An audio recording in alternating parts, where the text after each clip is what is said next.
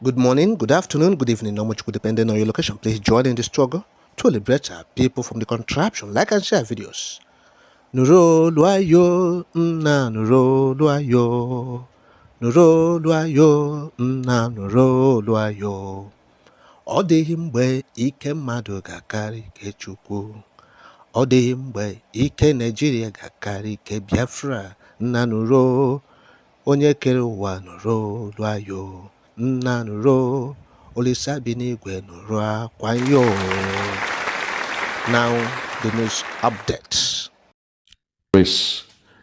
that have been restricted to America. Today, I want to say kudos to Donald Trump. You see what is happening in Africa? The so-called country they call the giant of Africa. Today, look at what is happening. They went all the way to Kenya to kidnap a British citizen. It means they colluded with Britain to kidnap their citizen. Until this day, Britain is pretending not to know what's going on. They went all the way to collaborate with Finland, with the law, the contract, through the agencies of Finland, to give them oil and gas in a bid to blackmail their own brother, a black Finnish citizen, in the name of Simon Ekpa, His Excellency, the Prime Minister of Biafra. Nigeria did the unthinkable by going to Finland to partner with them, lure them, cajole them, entice them, give them a carrot and a stick approach. Give us Simon Ekpa, give us the head of Simon Ekpa, and the oil and gas is yours. Give us the head of Simon Ekpa, and your agencies can come around to build us things in Nigeria. The contract is yours. We are doing it with Norway. Last year, Norway made $1.6 billion doing business in Nigeria. So Finland, all we ask of you is the head of Simon Ekpa.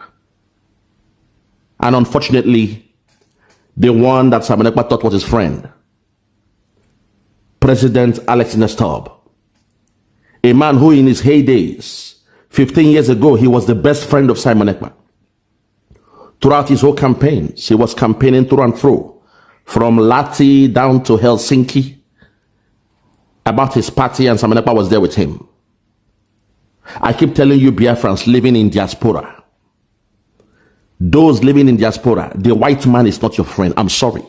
I will call a spade a spade. Your slave master can never be your friend. They are just your colleagues at work.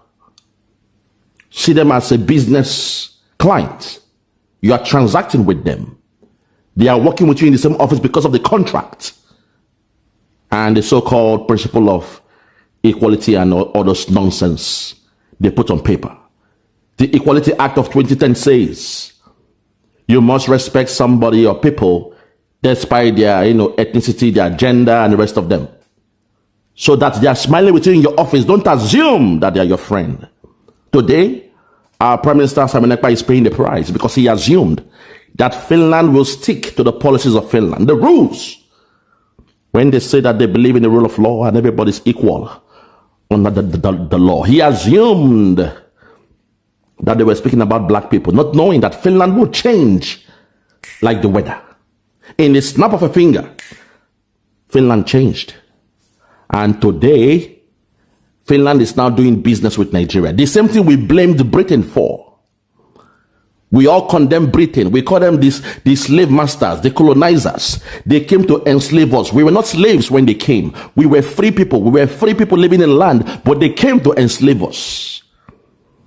And after a couple of hundreds of years, they came back to colonize us. But some of you only see Britain as your colonial masters, and you blame and hate on them. But today, Finland has done worse than Britain. They have done worse than Britain.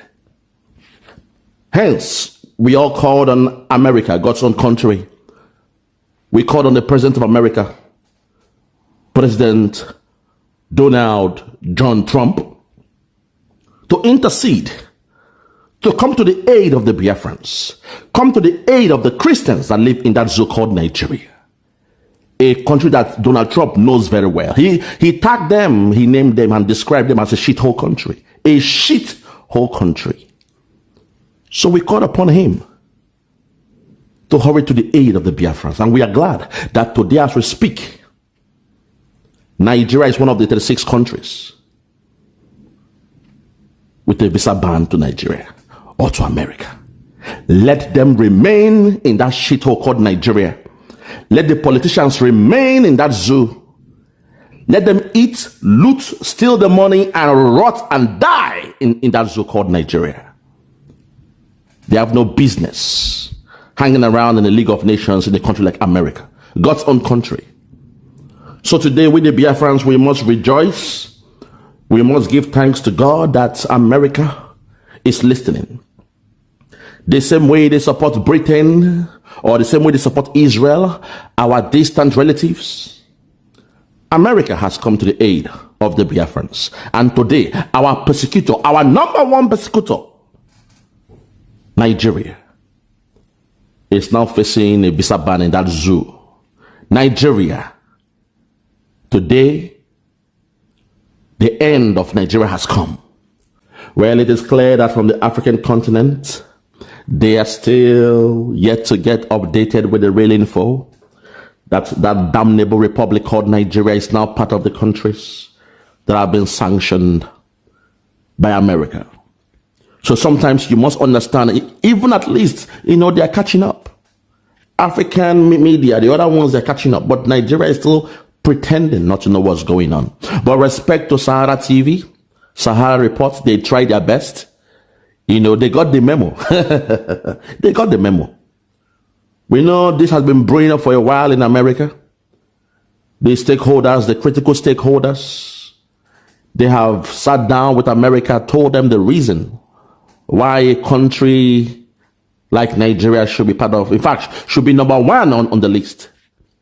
A place where the Christians are killed in an ozone, as if there is a war against the Christians.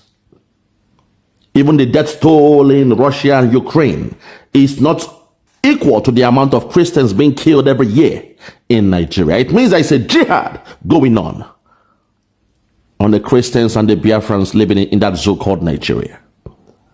So, they are still sleeping. But as we say, one day, you will sleep in Nigeria and wake up in Biafra. So when they wake up from the slumber, they will see that zoo called Nigeria is now part of the 36 countries being sanctioned by Britain or America. By America. Fellow Biafrans, I will leave it here because sometimes they say enough, or a word is enough for the wise. I don't care about those who are trying to come with empathy. Oh, we are students. We want to go and study abroad. I have paid my deposit. I have paid $1,000. I don't want to show my face. I am scared it will affect the visa outcome. How will showing your face affect your visa outcome? It means you've got something to hide. The same way in the court case of Nnamdi Kanu, the so-called witnesses, they are hiding their faces. Only in Nigeria. I don't want to show my face on camera. It will affect my visa to America. In the courts, the DSS, we don't want to show our faces. We are scared of our life, but we shall testify against Nnamdi Kanu. Fellow Biafrans, the die is cast. This is the beginning of the end. Biafra is here, and I am glad that Donald Trump has listened to us. He has come to the aid of the people of Biafra, the children of the rising sun, and we are glad that we can still have a friend in America. My people, don't hear them now. What do you make of it? Drop your comments. But remember, it's Biafra or nothing. Bye for now.